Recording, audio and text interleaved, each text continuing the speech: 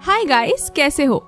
इस एपिसोड में हम देखने वाले हैं जियाओयान हुनया और हुनली का हमेशा के लिए खेल खत्म करने वाला है, जिसके बाद जियाओयान को काफी कुछ जानने को मिलेगा। इसके साथ ही काफी कुछ स्पेशल चीजें होने वाली हैं। तो चलो शुरू करते हैं इस इंटरेस्टिंग से नॉवल एक्सप्लेनेशन वीडियो को। लेकिन इससे पहले लास्ट एपिसोड में क्या हुआ था उसका एक छोटा सा रिकैप कर लेते हैं। लास्ट एपिसोड में हमने देखा था जियाओयान को सब कुछ पता चल गया था कि आखिर जियाओ क्लैन के साथ एंशिएंट टाइम्स में क्या हुआ था और अभी जियाओ क्लैन इतना ज्यादा क्यों सफर कर रहा है। जहाँ जब जियाओ जुआन जियाओ क्लैन के ब्लड लाइन को जियाओयान के बॉडी में ट्रांसफर करते हैं तो उन्हें पता चलता है कि जियाओयान के बॉडी में ऑलरेडी पहले से ही ड्रैगन फीनिक्स ब्लड लाइन मौजूद है, जिसकी वजह से ड्रैगन फीनिक्स ब्लड लाइन और जियाओ क्लैन के ब्लड लाइन के बीच फाइट होने लगती है। तो ज्यूनर जियाओयान की जान बचाने के लिए अपने क्लैन के ब्लड लाइन को जियाओ जुआन को दे देती है, जिसके बाद जियाओ जुआन ज्यूनर के ब्लड लाइन का यूज करते हुए जियाओयान के बॉडी में तीनों ब्लड लाइन को स्टेबल कर दिया था और फिर वह तीनों ब्लड लाइन मिलकर एक नई और काफी ज्यादा पावरफुल ब्लड लाइन को क्रिएट करते हैं। लेकिन तभी एंशिएंट डिवोरिंग इंसेक्ट्स की क्वीन जियाओयान की बॉडी को कंट्रोल कर लेती है, जिससे जियाओयान लगातार 1 साल से भी ज्यादा समय तक फाइट करता है और फिर आखिर में जियाओयान एंशिएंट डिवोरिंग इंसेक्ट्स की क्वीन को हरा देता है, जिसकी वजह से उसके फॉरहेड पर जियाओ क्लैन का कंप्लीट टैटू बन गया था। अब आगे एपिसोड 163 की शुरुआत में हम जियाओ जुआन को देखते हैं, जहाँ वह कंफर्म बता देते हैं कि जियाओयान ही है। तो ज्यूनर उसके पास चली जाती है और उसको संभालती है। तभी जियाओयान भी होश में आ गया था। जहाँ ज्यूनर बोल रही थी फाइनली तुम फिर से वापस आ गए, तो जियाओयान बोलता है मुझे माफ कर दो, मैं तुम्हें काफी ज्यादा वेट कराया। जहाँ तभी हम वहाँ पर इंसेक्ट क्वीन को देखते हैं, जो कि अब छोटी हो गई थी और जियाओयान को देखकर बोलती है तुम यूजलेस इंसान, तुम्हारी वजह से देखो आज मेरा क्या हाल हो गया है। और तभी जियाओ जुआन इंसेक्ट क्वीन को पकड़ लेते हैं। तो वह इंसेक्ट क्वीन बोलने लगती है जियाओ जुआन मुझे माफ कर दो, मैं दोबारा ऐसा कभी नहीं करूंगी। जिस पर जियाओ जुआन इंसेक्ट क्वीन को अपने हाथों से क्रश कर देते हैं। बोलते हैं माफी मांगने के लिए तो ऑलरेडी बहुत ज्यादा देर हो चुकी है और वैसे भी जियाओ क्लैन के डिसेंडेंट को कंट्रोल करने के लिए तुम्हारी सिर्फ एक ही पनिशमेंट थी और वह था तुम्हारी डेथ। इसके बाद जियाओ जुआन खुश होते हुए बोलते हैं एक हाफ सेंट के इंसेक्ट को मारना कोई बड़ी बात नहीं है और अब तुम दोनों को इसके लिए चिंता करने की कोई जरूरत नहीं है। लेकिन वह दोनों जियाओयान और ज्यूनर तो अपने ही दुनिया में खो गए थे, जिसे देखकर जियाओ जुआन बोलते हैं ये दोनों प्यार के पंछी एक बार फिर से अपनी दुनिया में जा चुके हैं। जहाँ जियाओयान बोल रहा था मैंने सिर्फ तीनों ब्लड लाइन की पावर को ही एब्जॉर्ब नहीं किया, बल्कि एंसेस्टर जियाओ जुआन ने यहाँ पर जो पावर को छोड़ा था मैंने उसे भी एब्जॉर्ब कर लिया है, जिसकी वजह से अब मेरी सोल और भी ज्यादा स्ट्रांग हो चुकी है। और तो और मैं दाओ जून के 8 स्टार के पीक लेवल पर भी पहुंच चुका हूँ और बहुत ही जल्द मैं दाओ शिंग पर भी ब्रेक थ्रू कर सकता हूँ। लेकिन यह सब कुछ पॉसिबल हुआ सिर्फ और सिर्फ तुम्हारी वजह से, क्योंकि अगर तुमने गू क्लैन के ब्लड लाइन को ना दिया होता तो मैं कब का इस ब्लड पूल के अंदर मारा जा चुका होता। इसीलिए आज से मेरी ये लाइफ तुम्हारी है। जिस पर ज्यूनर बोलती है अगर ऐसी बात है तो मैं दोबारा नहीं चाहती हूँ कि मैं अपनी इस लाइफ को किसी डेंजर सिचुएशन में फंसा लूं। मतलब कि ज्यूनर जियाओयान को दोबारा खुद को किसी ऐसे खतरनाक सिचुएशन में फंसने के लिए मना कर रही थी। तो जियाओयान बोलता है ठीक है, मैं वही करूंगा जो तुम चाहती हो और अगर मुझे फिर से खुद को किसी ऐसी खतरनाक सिचुएशन में जाना पड़ा तो मैं पहले तुमसे पूछ लूंगा और अगर तुम मना करोगी तो मैं उसको कभी नहीं करूंगा। जिस पर एंसेस्टर जियाओ जुआन उन दोनों को एक जेड बॉटल देते हुए बोलते हैं ओए प्यार के पंछी,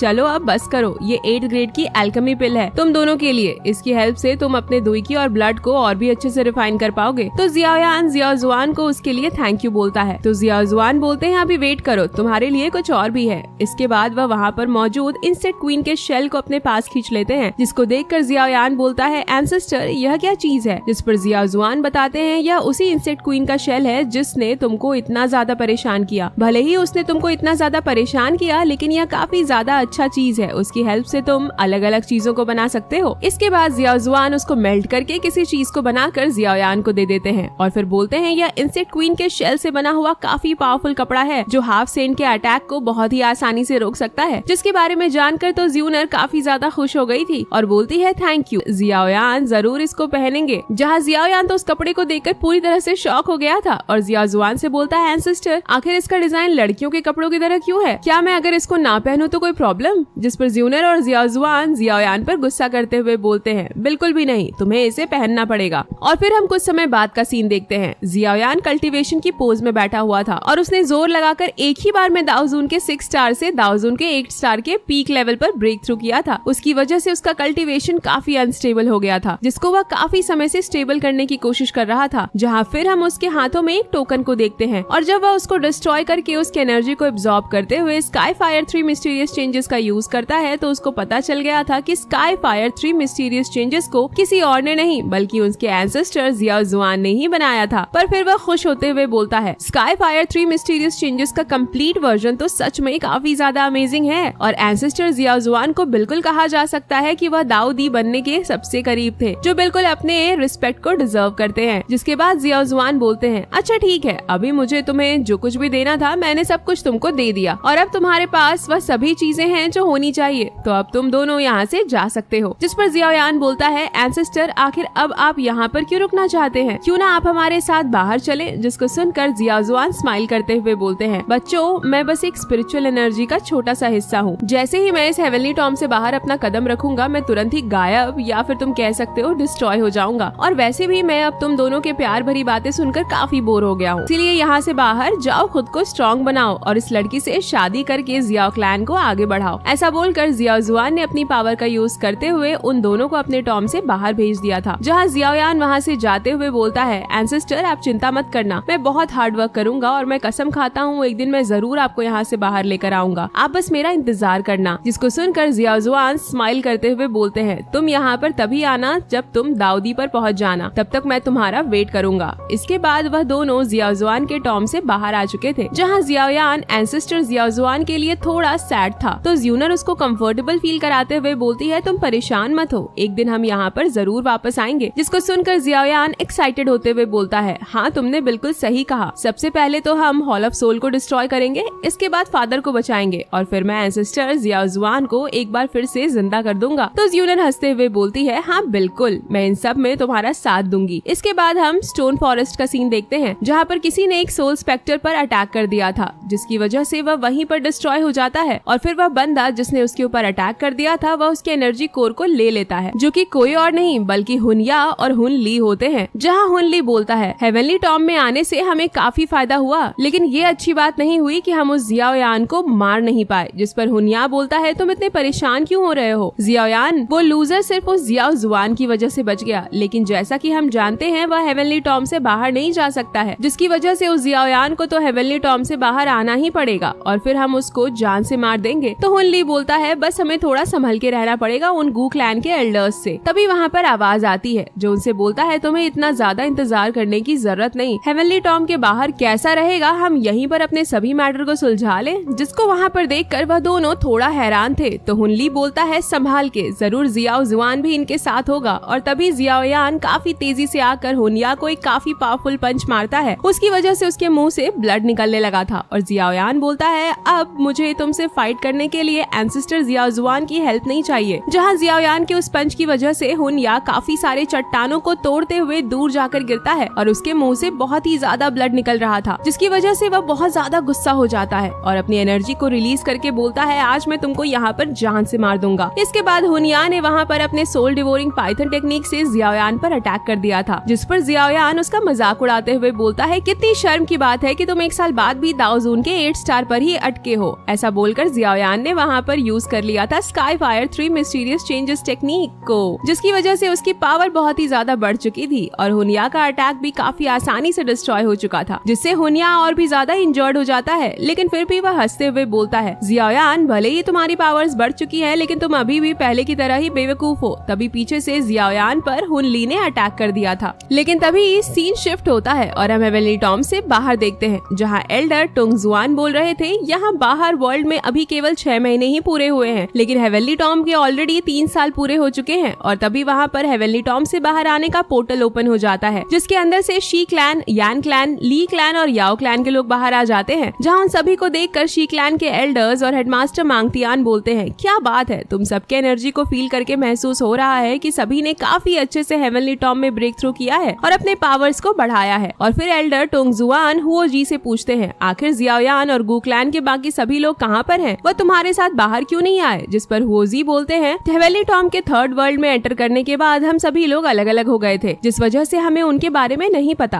पर एल्डर को चिंता करने की कोई जरूरत नहीं है, ब्रदर जियाओयान और बाकी सभी लोग बस आते ही होंगे। जिसको सुनकर वहाँ पर मौजूद हॉल ऑफ सोल का एक एल्डर हंसते हुए बोलता है, हेवनली टॉम बहुत सारे अनजान खतरों से भरा हुआ है, मुझे तो लगता है वह सभी मारे गए। इसके बारे में सुनकर हेडमास्टर मंगतियान गुस्सा होते हुए बोलते हैं, अगर जियाओयान जैसा जीनियस मर गया तो तुम्हारे हॉल ऑफ सोल के उन बेवकूफों का क्या होगा? क्या हुआ, सभी जिंदा बाहर आ पाएंगे? जिसको सुनकर हॉल ऑफ सोल का वह एल्डर गुस्सा करने लगता है और तभी वहाँ पोर्टल के अंदर से दो लोग आकर जमीन पर गिरते हैं, जो कि कोई और नहीं बल्कि हुनिया और हुन ली थे। जिसको जब वह दोनों एल्डर्स चेक करते हैं तो उन्हें पता चलता है ये दोनों ऑलरेडी मर चुके हैं। जिसके बारे में जानकर तो वह एल्डर और भी ज्यादा गुस्सा करने लगता है और बोलता है, आखिर किसकी इतनी हिम्मत हुई कि वह हॉल ऑफ सोल के लोगों की जान ले? कौन है वो जिसको अपनी जान से प्यार नहीं, जिस पर सभी लोग कोई खास ध्यान नहीं देते, बल्कि उल्टा तो सभी इसके लिए और खुश थे। तो वह एल्डर अपनी एनर्जी को रिलीज करते हुए बोलता है, आज तुम सबको इसके लिए कीमत चुकाना पड़ेगा। तो हेडमास्टर मंगतियान भी अपनी एनर्जी को रिलीज करते हुए फाइट के लिए तैयार हो जाते हैं और उस एल्डर से बोलते हैं, क्या तुम अकेले हम सभी को संभाल सकते हो? तभी वहाँ पर पोर्टल से जियाओयान आ जाता है और बोलता है, ओल्ड घोस्ट, इन दोनों के साथ जो हुआ इसके लिए यह खुद जिम्मेदार है। हेवनली टॉम के 3rd लेवल में एंटर करने के बाद हम सभी लोग अलग अलग हो गए थे, जिसकी वजह से मुझे नहीं पता कि उनके साथ क्या हुआ, लेकिन उस एल्डर को पता था कि इन दोनों को जरूर जियाओयान ने ही किल किया होगा। जिसकी वजह से वह काफी सारे सोल चेन्स का यूज करते हुए जियाओयान पर अटैक करके बोलता है, तुमने हॉल ऑफ सोल के लोगों की जान ली है, जिसका कीमत तुमको अपनी जान देकर चुकाना पड़ेगा। पर तभी उसके अटैक के सामने एक काफी पावरफुल स्वॉर्ड आ गया था, जिसकी वजह से उसका अटैक डिस्ट्रॉय हो जाता है। और इस वक्त वहाँ पर 1st जनरल गु किंग, 4th जनरल गु हुआ और ग्रेट एल्डर गु जेन भी आ जाते हैं। जहाँ 1st जनरल बोल रहे थे, हॉल ऑफ सोल के लोग इस काबिल नहीं कि किसी की जान ले सके, स्पेशली गु क्लैन के अंदर बिल्कुल भी नहीं। वह दोनों काफी लकी थे कि वो जियाओयान के हाथों मारे गए। उन दोनों ने हेवनली टॉम के अंदर कई बार जूनियर को जान से मारने की कोशिश की, जिसकी वजह से उनका मरना कोई बड़ी बात नहीं। और फिर एल्डर टोंगजुआन, हेडमास्टर मंगतियान और हॉल ऑफ सोल के उस एल्डर को शांति करने हुए बोलते हैं, मुझे फाइट करना और किसी की जान लेना बिल्कुल भी अच्छा नहीं लगता, लेकिन ज्यूनर हमारे क्लैन के लीडर की बेटी है, जिसके पास डिवाइन ब्लड लाइन है, और जबकि हॉल ऑफ सोल ने ज्यूनर को नुकसान पहुंचाने की कोशिश की, तो क्या इसका मतलब मैं यह समझूं कि हॉल ऑफ सोल गु क्लैन के साथ फाइट करना चाहता है? और अगर ऐसी बात है तो फिर मुझे भी फाइट करनी पड़ेगी। इसके बाद हम एल्डर टोंगजुआन की एक काफी खतरनाक वाली स्माइल को देखते हैं, और यह पहली बार था जब हम एल्डर टोंगजुआन को इस तरह से इतने ज्यादा खतरनाक मोड में देखते हैं। इसके बाद सभी एंशिएंट क्लैंस के लोग एल्डर टोंगजुआन के साथ आ जाते हैं और उस हॉल ऑफ सोल के एल्डर से बोलते हैं, क्या तुम अभी भी हम सभी एंशिएंट क्लैंस के साथ फाइट करना चाहते हो? जिस पर वह एल्डर बोलता है, तुम्हें क्या लगता है तुम सभी एक साथ मिलकर हमें रोक सकते हो? और फिर वह एल्डर जियाओयान से बोलता है, तुम इस बात को अच्छे से याद रखना,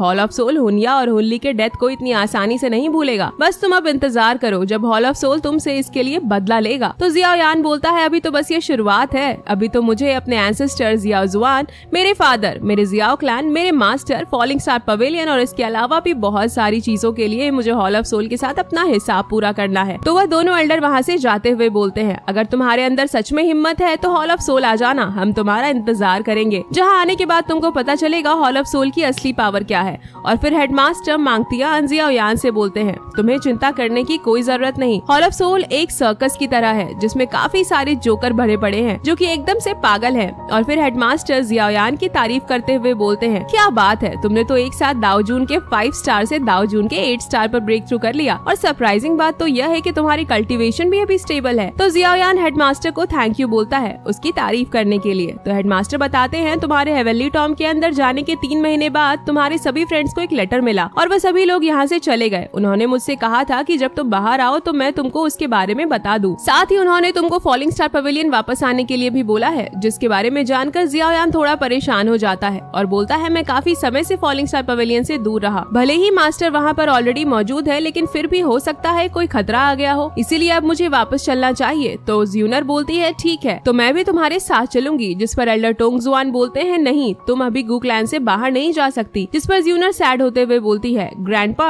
टोंगजुआन, मुझे लगा कि आप मेरे साथ हैं। जहाँ जियाओयान को सैड देखकर हेडमास्टर बोलते हैं, ओल्ड मैन, ये तुम क्या कर रहे हो? यह दोनों कितने समय बाद मिले हैं और तुम इनको अलग कर रहे हो? तो एल्डर टोंगजुआन बोलते हैं, मेरा वह मतलब नहीं था, मैं तो यह कहना चाहता था कि स्पिरिट रियल्म अचानक से सील हो गया है, जिसकी वजह से ज्यूनर का गु क्लैन से बाहर जाना बहुत ही ज्यादा खतरनाक है। जहाँ सभी लोग स्पिरिट रियल्म के सील होने की बात को जानकर काफी ज्यादा हैरान हो जाते हैं। और इसी के साथ ये एपिसोड यहीं पर एंड हो जाता है। नेक्स्ट एपिसोड में हम देखने वाले हैं आखिर यह स्पिरिट रियल्म क्या चीज है जिसके सील हो जाने की वजह से सभी लोग इतने ज्यादा हैरान हो गए, और ये यूनर के गुक्लैन से बाहर न जाने से कैसे रिलेटेड है। और फिर हमें पता चलेगा कैसे पूरा जियामा एम्पायर और क्वीन मेड्यूसा की जान खतरे में है। जिसके साथ ही नेक्स्ट एपिसोड में हम गु याओ का एक अलग ही रूप देखने वाले हैं, वही गु याओ जिसके साथ जियाओयान ने सबसे पहले 20 ईयर सेरेमनी में फाइट किया था। और इन सब की वजह से नेक्स्ट एपिसोड बहुत ही ज्यादा स्पेशल होने वाला है। तो अगर एक्साइटेड हो नेक्स्ट एपिसोड के लिए तो लाइक करो गाइस, और वीडियो आप लोगों को कैसा लगा कमेंट में जरूर बताना। तब तक के लिए बाय बाय, मिलते हैं नेक्स्ट नॉवल एक्सप्लेनेशन वीडियो के साथ। और हाँ, सब्सक्राइब करना तो आपको पता ही है।